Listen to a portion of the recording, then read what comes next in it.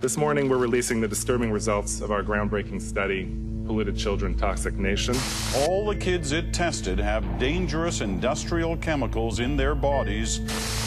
Hello, my name is Ada, and I'm 10 years old. I am polluted.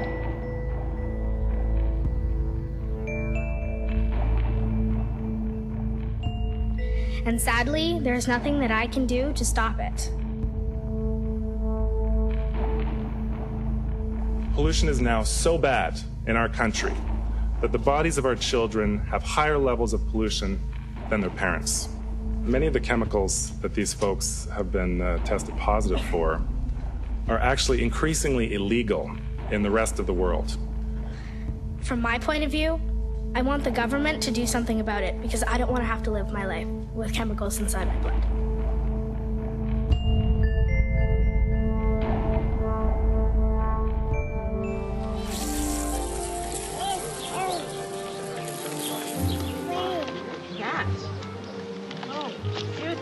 There's my daughter, over 10 years ago. You've already met her. I didn't think then she was in any great danger, and as a parent, I thought I did all I could to keep her safe. But if we're loaded with toxic chemicals, where did they come from? And what will they do to us? Now let's find the fish. They start with competition. What they create is progress.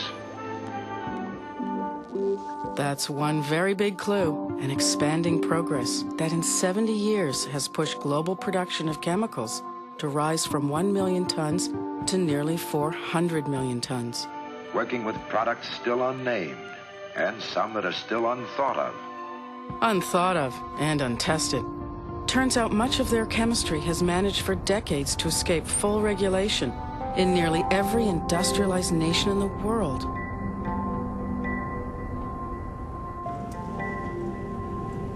So it's over there, right? G04. If toxins lurk in our blood, I wanted to know what was in mine, and especially what was in my daughter's. Yay. But unlike Europe or the United States, Canadian children have never been tested for anything except a long-known toxin you may have heard of, called lead.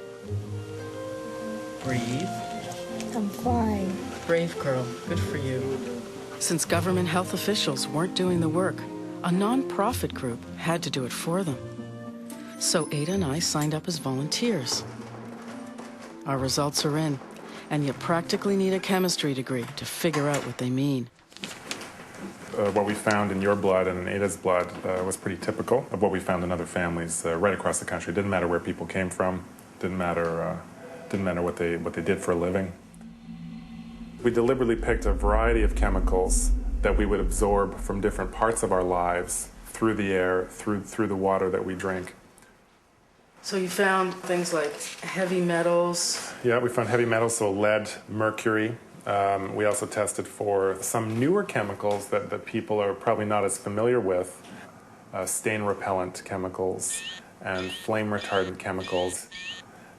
And we found pesticides, chemicals like PCBs and DDT that were banned decades ago. DDT was banned in Canada in 1990. Do you know what that is? No, I do not. This was a pesticide that was sprayed to control insects. Wow. Who would think a kid could carry such a chemical load? And we just live in Toronto, a typical urban city. It's not like there's a toxic waste dump in our backyard. Is it possible that these chemicals could potentially become extremely dangerous to our systems? Are you worried that you're going to get sick? Yeah. For most of the chemicals that we tested for, there is no known safe level. We know that a lot of them disrupt hormones. We know that a lot of them are very damaging for the development of children. We know that a lot of those are carcinogenic. Other jurisdictions all over the world are concerned enough to be moving aggressively to ban these chemicals, and meanwhile, our federal government's not doing anything. No known safe levels.